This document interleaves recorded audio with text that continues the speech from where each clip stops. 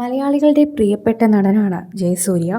ഇപ്പോൾ അധികം സിനിമകളിൽ പ്രത്യക്ഷപ്പെടാറില്ലെങ്കിലും താരത്തിൻ്റെ വാർത്തകൾ കേൾക്കാൻ വളരെയധികം ഇഷ്ടമാണ് പ്രേക്ഷകർക്ക്.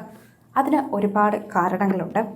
എന്നാൽ ഇപ്പോൾ കേൾക്കുന്ന വാർത്ത അത്ര നല്ല സന്തോഷം നൽകുന്ന ഒരു വാർത്തയല്ല എന്ന് പറയണം. ജയസൂര്യ നല്ല പിള്ള ചമഞ്ഞ വെറുതെയായി 39 ലക്ഷം രൂപയോളം പിടിച്ചെടുത്തിരിക്കുകയാണ് ഇഡി. 39 ലക്ഷത്തിൻ്റെ സ്വത്തുക്കൾ സംഭവിച്ചത് ഇപ്പോൾ എല്ലാവരും അറിയുകയാണ്. അമ്മയുടെ മരണത്തിന് പിന്നാലെ വിനയായത് പ്രാർത്ഥനകളെല്ലാം വിഫലമായി എന്ന് തന്നെയാണ്.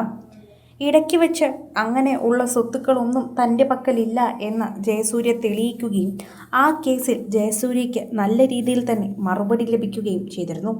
എന്നാൽ അതൊക്കെ വെറുതെയാണ് എന്നും അത്തരത്തിലല്ല കാര്യങ്ങൾ മുന്നോട്ട് പോകുന്നതെന്നുമാണ് ഇപ്പോൾ അറിയാൻ സാധിക്കുന്നത്.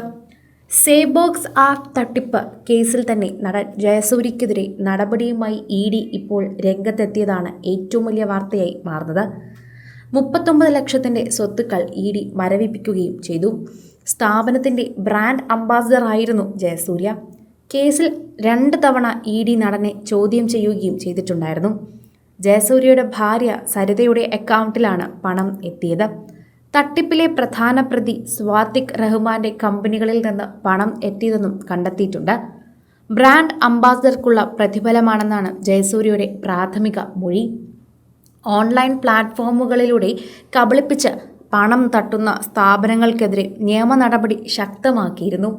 ഇത്തരം ആപ്പുകളുടെ പരസ്യങ്ങളിൽ തന്നെ അഭിനയിക്കുന്നവരെയും തട്ടിപ്പിൽ കൂട്ടാളികളായി കണക്കാക്കി നടപടി സ്വീകരിക്കാൻ നിർദ്ദേശം നൽകിയിരുന്നു.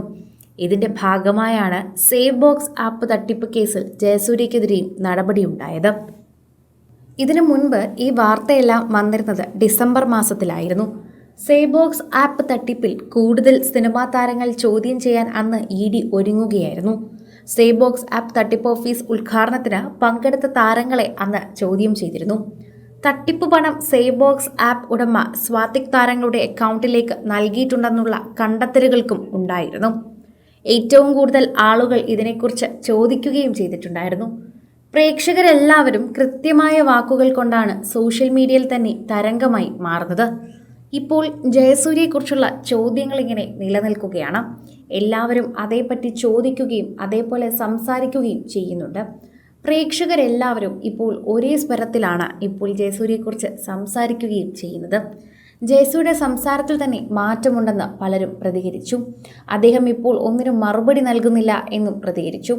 അദ്ദേഹത്തിൻ്റെ സിനിമകൾ റിലീസ് ചെയ്യാത്തതിൽ വിഷമമുണ്ടെങ്കിലും ഇത്തരത്തിൽ വിമർശനത്തിൽ വീണ്ടും വീണ്ടും കുടുക്കിലാവുകയാണ് അദ്ദേഹമുള്ളത്.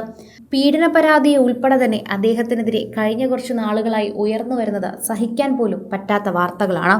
കൂടുതൽ സിനിമ, സീരിയൽ, ചാനൽ വാർത്തകൾക്കും നിങ്ങളുടെ പ്രിയപ്പെട്ട താരങ്ങളുടെ എക്സ്ക്ലൂസീവ് അഭിമുഖങ്ങൾക്കുമായി സബ്സ്ക്രൈബ് ചെയ്യാൻ മറക്കല്ലേ.